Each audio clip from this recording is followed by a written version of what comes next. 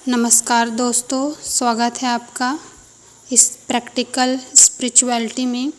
आज हम स्वयं शिव के दिए हुए सूत्र के बारे में अध्ययन करेंगे, जिसे विज्ञान भैरव तंत्र कहा जाता है। भगवान शिव ने स्वयं अपने आप को जानने के लिए या पार्वती को ये बताने के लिए कि शिव कौन है, उन्होंने 112 सूत्र दिए। इस 112 सूत्र में उन्होंने अपना वर्णन किया है कि शिव क्या है और शिव कौन है। विज्ञान का मतलब होता है चेतना, चेतन, जिसे हम मेमोरी बोल सकते हैं, चेतना। और भैरव का अर्थ होता है तांत्रिक शब्द में पारगामी, अर्थात जो पारगामी हो, जो कहीं भी जा सके, जिसकी कोई सीमा न हो। इसलिए शिव को भैरव कहा जाता है और देवी को भैरवी कहा जाता है। पार्वती देवी कहती है कि आपका सत्य रूप क्या है, यह आपका आश्चर्य भर जगत क्या है, इसका बीज क्या है, विश्व चक्र की पूरी धुरी क्या है, यह चलता ही जाता है, महापरिवर्तन सतत प्रवाह, इसका मध्य बिंदु क्या है, इसकी धुरी क्या है, अचल केंद्र क्या है, रूपी पर छाया लेकिन रूप में यह जीवन क्या है, देश और काल नाम प्रत्यय से परे हम इसे कैसे पूर्णता प्रवेश करें, मेरे संशय को दूर करे स्वामी। लेकिन संशय निर्मूल कैसे होंगे, इसके ऊपर क्या उत्तर है जो मन में संशय को दूर कर देगा। मन ही तो संशय। ध्यान की इन 112 विधियों में मन के रूपांतरण का पूरा विज्ञान निर्मित हुआ है। एक एक कर हम उनमें प्रवेश करेंगे। पहले हम उन्हें बुद्धि से समझने की प्रयास करेंगे, लेकिन बुद्धि को मात्र एक मशीन की तरह काम में लाएंगे, मालिक की तरह काम में नहीं लाएंगे। समझने के लिए एक मशीन की तरह इसका उपयोग करेंगे, लेकिन उसके जरिए नया व्यवधान पैदा अर्थात प्रॉब्लम पैदा नहीं करेंगे। जिस समय हम इन विधियों की चर्चा करेंगे, तुम अपने पुराने ज्ञान को, पुरानी जानकारियों को एक किनारे कर देना, उन्हें अलग कर देना। वे रास्ते की धूल भर है। इन विधियों का साक्षात्कार निश्चित ही सचेतन मन से करो, अर्थात चेतना से करो, लेकिन तर्क को हटा दो। इन विधियों में आपको तर्क नहीं लाना है, क्यों है, कैसे है, काम करेगी कि नहीं करेगी, इस प्रकार की तर्क आपको नहीं लाना है। इस भ्रम में मत रहो कि विवाद करने वाला मन सचेतन मन है।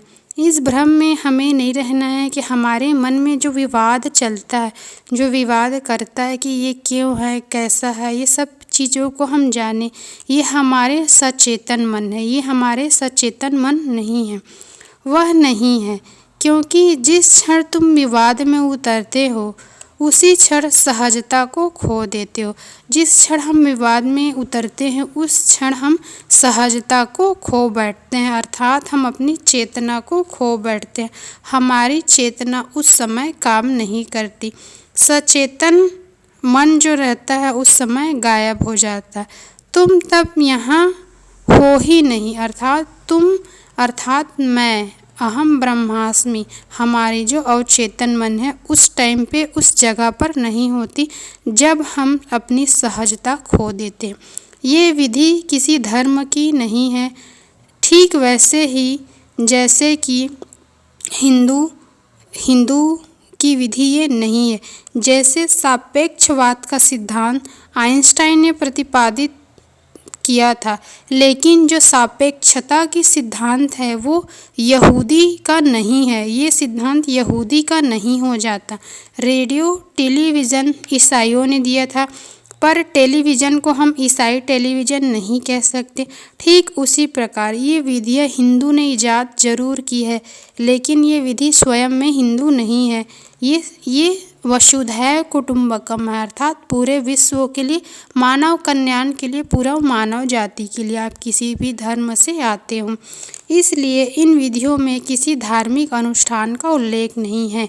अर्थात आप किसी भी धर्म से आते हो इन विधियों को कर सकते हो, क्योंकि इसमें कोई भी हवन यज्ञ इस प्रकार का धार्मिक अनुष्ठान का उल्लेख नहीं होता।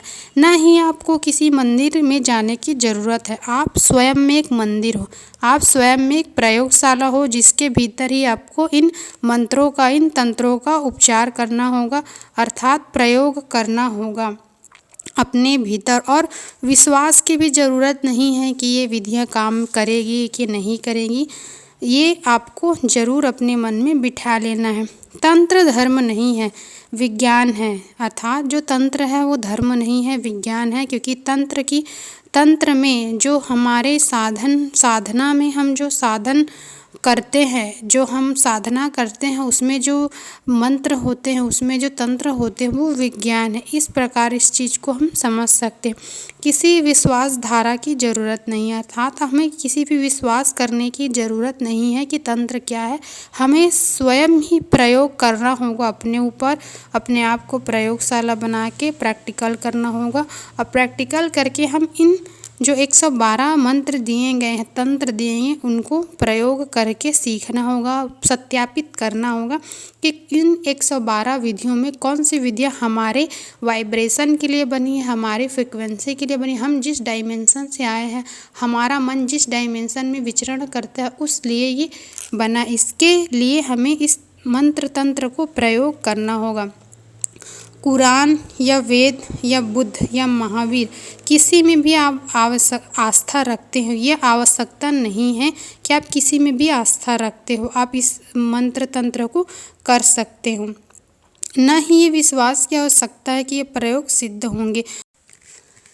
तंत्र कहता है कि उस अवस्था का नाम भैरव है जब मन नहीं रहता, अमन की अवस्था हो, अर्थात शून्य की अवस्था हो जाए, हमारी मन की अस्तित्व हमेशा के लिए ख़त्म हो जाए और हम शून्य में चले जाएं, तब इस चेतना को कहा जाता है भैरव।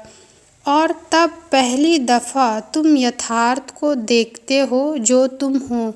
जब तक मन है तुम अपना ही संसार रचे रहते हो, तुम उसे आरोपित करते हो, प्रक्षेपित किए जाते हो। इसलिए पहले तो अपने मन को बदलो, तब मन में अमन को बदलो, अर्थात पहले अपने मन को बदलो, तब तुम शून्य में पहुंच सकते हो, अमन हो सकते हो। और ये जो 112 विधि है वे सभी लोगों के काम आ सकती है। हो सकता है कोई विशेष उपाय तुमको ठीक ना पड़े, इसलिए तो शिव ने अनेक उपाय बताए हैं।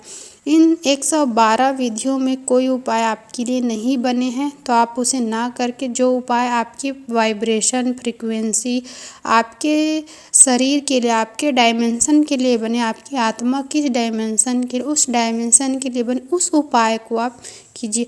कोई भी एक विधि चुन लो जो तुमको जच जाए, जो तुम्हारी आत्मा में तक पहुंच जाए, जिसको तुम सिद्ध कर लो, जो तुम्हारे डायमेंशन के लिए बने। उनमें से इन 112 विधि में से एक विधि को तुम चुन लो जो तुम्हारे पे जच जाए। और यह जानना कठिन नहीं है कि तुम कौन सी विधि जचती है। और जब तुम इन 112 विधियों में पढ़ते जाओगे, सुनते जाओगे, करते जाओगे, तो तुम कुछ ही दिनों में जान जाओगे तो इन 112 विधियों में तुम्हारे लिए कौन सी विधि बनी है। हम यहाँ प्रत्येक विधि को समझने की कोशिश करेंगे।